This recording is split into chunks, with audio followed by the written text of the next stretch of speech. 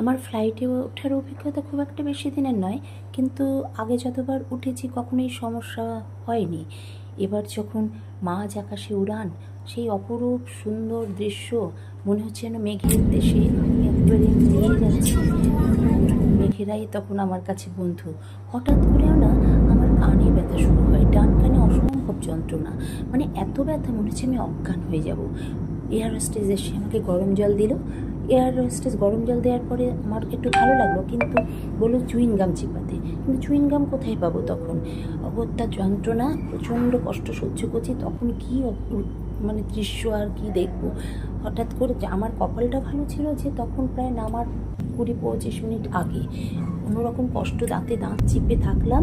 তারপরে ধীরে ধীরে নিচের দিকে এসে আমার ব্যথাটা কমলো।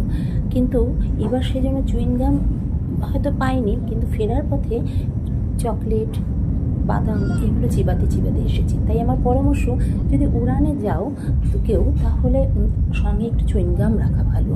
আর কানে তো আমি ব্লুটুথ চিপে কোনো রকমে ওই সময়টা আমি কাটিয়ে দিয়েছি।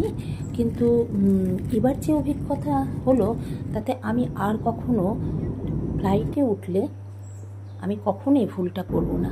আমার একটা সময় মনে হচ্ছিল আমার জন্য বোধহয় আমার সঙ্গীদের যাত্রাটাই পণ্ড হলো। উপর থেকে তো আমি কি করে নিচে আসবো, খুবই কষ্ট পেয়েছি।